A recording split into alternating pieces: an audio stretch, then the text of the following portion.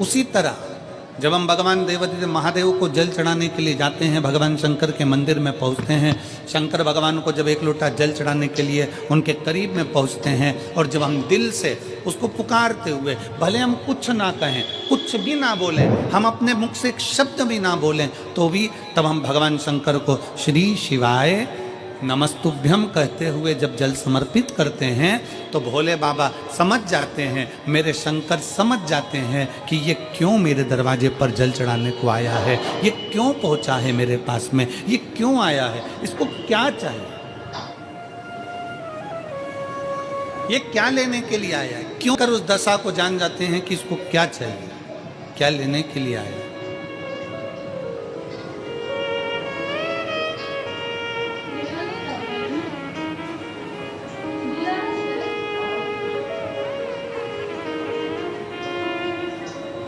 रोज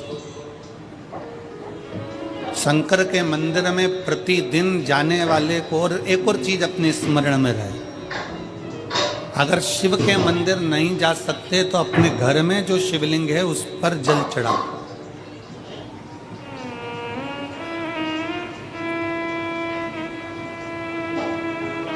और यदि आप अपने शंकर के घर में शिवलिंग पर भी जल नहीं चढ़ा पा रहे हो तो किसी बेलपत्री का वृक्ष हो, उस वृक्ष के नीचे भी जल चढ़ाओ।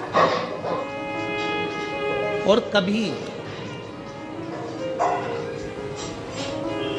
कभी मौका मिल जाए, कभी भगवान शंकर की बड़ी करुणा हो जाए, भगवान शंकर की बड़ी उदारता हो जाए, भगवान शंकर की बड़ी कृपा हो जाए, बड़ी कृपा हो जाए,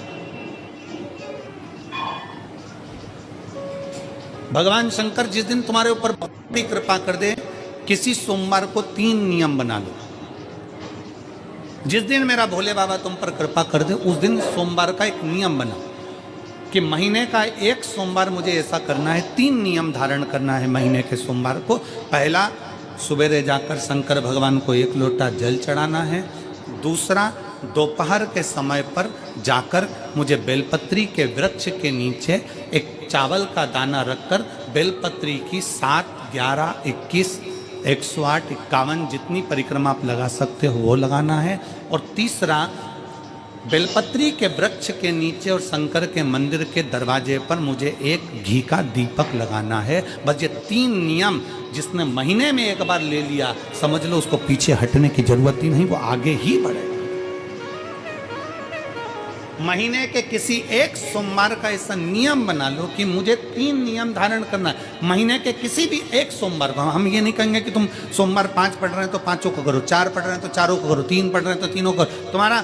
तुम तो महीने का एक सोमवार का नियम बना। और मेरी जीजियों से, मेरी बेटियों से जो विदेश में रह रही हैं, जो कहीं बाहर रह रही हैं, कहीं बड़े शहर में रह रही हैं, जो रोज मंदिर नहीं जा सकते, हर किसी महीने के एक सोमवार को भी ये नियम निर्धारण कर सकते, तो उनसे कहेंगे कि 3 महीने में एक सोमवार का नियम बना लो। 3 महीने में नहीं बना सकते तो 6 महीने में एक सोमवार का नियम बना लो। और 6 महीने में नहीं बना सकते तो 1 साल में एक सोमवार का ऐसा नियम बना लो कि मैं साल का एक सोमवार ऐसा रहूंगी कि सुबह सोमवार के दिन मंदिर में जाकर जल चढ़ाऊंगी, दोपहर में जाकर बाबा को एक अक्षत का दाना रखकर, अक्षत का मतलब है कि बाबा मेरी दिनों दिन उन्नति करना। बेलपत्री के वृक्ष के नीचे जो अक्षत रखा जाता है वो उन्नति के लिए रखा जाता है। शंकर के शिवलिंग पर जो अक्षत रखा जाता है वो रोग मुक्ति के लिए रखा जाता है। अशोक सुंदरी पर जो अक्षत रखा जाता है वो संतान प्राप्ति के लिए रखा जाता है। षडानंद कार्तिकेय की ओर जो अक्षत रखा जाता है वो हमारे बच्चों की सुख समृद्धि के लिए रखा जाता है। विनायक की ओर, गणेश जी की ओर जो अक्षत रखा जाता है वो हमारे घर में कोई मंगल कार्य आ जाए उसके लिए रखा जाता है। और जो पीठिका होती है जिसपे शिवलिंग रखा होता है, पार्वती जी का हस्तकमल, उस पर अक्षत रखा जाता है तो नारी के अखंड सौभाग्य के लिए रखा जाता है। अक्षत रखने का भी तरीका है।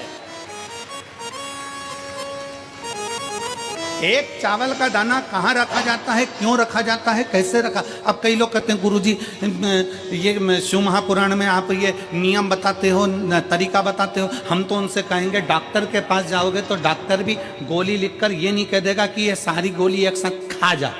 डॉक्टर भी कहेगा ये गोली सुबह खाना है, ये गोली शाम को खाना है, ये गोली दोपहर में खाना है, ये गोली भूखे रहकर खाना, बोलो सही है कि गलत है? ये रात्रि को खाना खाने के बाद खा लेना, ये खाना खाने के पहले, ये नाश्ते के पहले। और सुनो, ये दवाई, ये वाली पीछे वाली जो दवाई लो ना, इसको दूध से लेना, ये वाली जो दवाई लो ना, इसको पानी से लेना। और सुनो, ये डब्बी है, इसको पानी में मिलाकर फिर पीना। दवाई लेने का भी तरीका है, उसी तरह शिव महापुराण में एक एक अक्षत का भी तरीका है और एक एक बेलपत्री का भी तरीका है।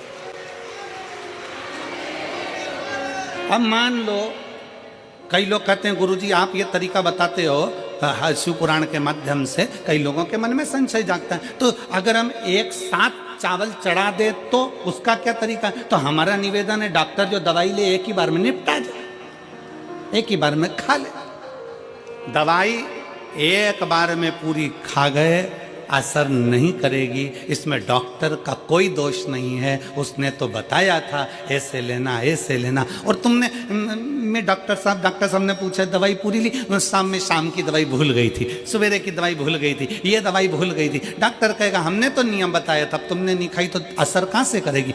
तुम असर कब करती है? जब हम पूजन के तरीके को जान जाएं, जब हम अर्चना के तरीके को जाएं। आप साल भर का एक सोमवार निकाल लो, 6 महीने का एक सोमवार निकाल लो, 3 महीने का एक सोमवार निकाल लो, महीने का एक सोमवार निकाल लो, अपने से दिल में बन जाए तो एक सोमवार